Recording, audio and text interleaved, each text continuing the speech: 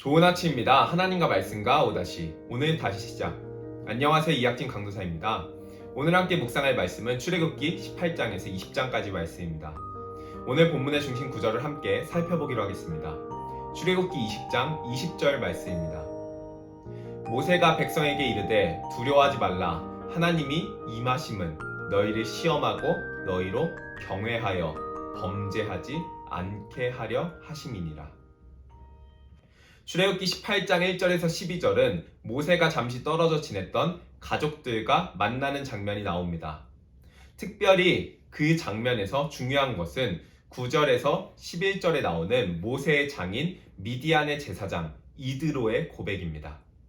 그날 하나님께서 이스라엘을 위하여 베푸신 은혜와 구원에 대하여 고백하는데 모세와 이스라엘뿐만 아니라 이방인의 증언을 통해서도 하나님께서 자신의 백성에게 복을 주시며 돌보신다는 것이 확증되는 내용입니다. 이러한 만민의 고백이 19장의 언약의 토대가 됩니다. 13절부터는 이스라엘의 관리 제도에 대한 이야기가 나옵니다. 모세의 장인 이드로가 백성들의 모든 일을 도맡아 감당하는 모세를 보고 합당한 사람들을 뽑아 각 직급에 맞게 백성을 재판하는 행정 시스템을 세울 것을 조언하는 장면이 나옵니다. 출애굽기 18장이 이스라엘의 행정 시스템을 만드는 장면을 소개했다면 19장에서는 하나님께서 이스라엘 백성과 언약을 맺으시겠다는 장면, 그리고 20장은 그들에게 법을 주시는 장면이라고 할 수 있습니다. 출애굽기 19장은 드디어 이스라엘 백성들이 시내산에 도착했음을 보여줍니다. 그리고 그 산 앞에 장막을 치고 모세가 먼저 하나님께 올라갑니다. 4절에서 6절은 하나님께서 이스라엘과 언약을 맺으실 것에 대한 제안의 내용을 보여줍니다. 이 제안이 보여주는 것은 4가지로 먼저 언약을 강제로 맺지 않으시고 양자 간의 합의로 맺었다는 것. 두 번째는 언약은 관계의 시작점이나 구원의 조건이 아니라는 점입니다. 언약을 맺기 전에 이미 구원을 받았고 언약은 하나님과 더 깊은 관계로 들어가는 것을 뜻합니다. 세 번째로 언약을 맺기 전에는 조상들이 맺은 언약에 기초한 간접적인 관계였다면 이제는 이스라엘 백성이 언약을 맺고 이스라엘의 하나님과 직접적인 관계를 맺는다는 점입니다. 마지막으로 언약을 통한 하나님의 계획은 이스라엘을 제사장 나라, 거룩한 백성이 되게 하는 것이라는 점입니다. 제사장은 하나님과 이스라엘 백성 사이에 관계의 다리를 놓아주는 역할을 감당한다면 이스라엘은 제사장 나라로서 하나님과 세상 사이의 관계의 다리를 놓아주는 역할로 부름받았다는 것을 뜻합니다. 아브라함을 부르신 궁극적인 목적이 땅의 모든 족속이 복을 얻게 되는 것이었다면 이스라엘 백성을 부르신 궁극적인 목적은 이와 같은 연장선에 있다는 것을 보여줍니다. 7절과 8절은 이러한 하나님의 제안에 대한 이스라엘 백성들이 그들의 목소리로 맹세하는 장면을 보여줍니다. 이어 10절부터 25절까지는 이스라엘 백성이 하나님을 만나기 위해 준비해야 하는 것들에 대해 많은 지면을 할애하여 설명하고 있습니다.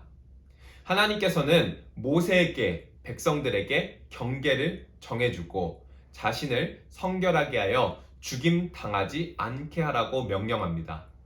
이러한 내용들은 비록 이스라엘이 하나님과 언약을 맺는 관계에 있다고 해도 무작정 하나님께 다가갈 수 있는 것은 아니었다는 사실을 보여줍니다.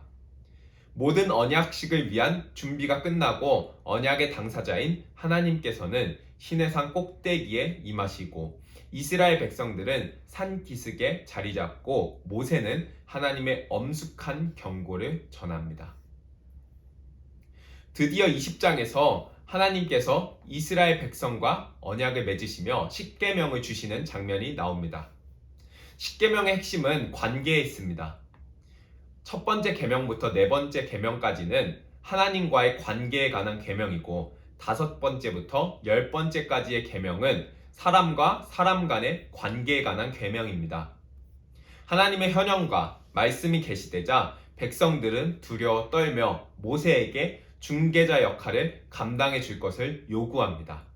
이에 모세는 20절에서 다음과 같이 이야기합니다. 20절을 히브리어 원문에 더 가깝게 번역하여 읽어보도록 하겠습니다. 두려워하지 말라. 왜냐하면 너희를 시험하기 위해서 하나님이 오시기 때문이며 너희 앞에 그를 향한 두려움이 있음으로 해서 너희가 죄를 짓지 않게 하기 위함이니라. 모세는 먼저 백성들에게 두려워하지 말라고 이야기합니다. 그러나 그는 동시에 두려워하라고 이야기합니다.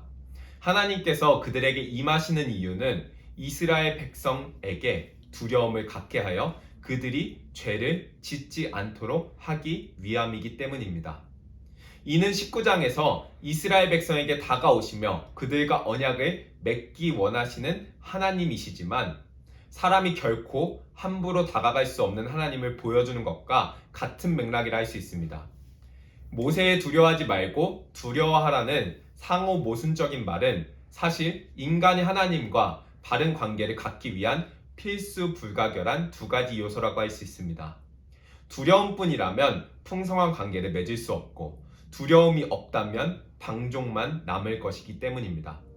사랑하는 기쁨 가족 성도 여러분, 하나님을 두려워하지 말고 두려워하시는 바른 긴장이 우리의 삶에 있길 소망합니다. 다가갈 수 없는 분이 우리에게 친히 다가오셨음에 두렵고 떨림으로 구원을 이루며 여호와의 친밀하심이 그를 경외하는 자들에게 있는 복을 풍성히 누리시길 간절히 소망합니다.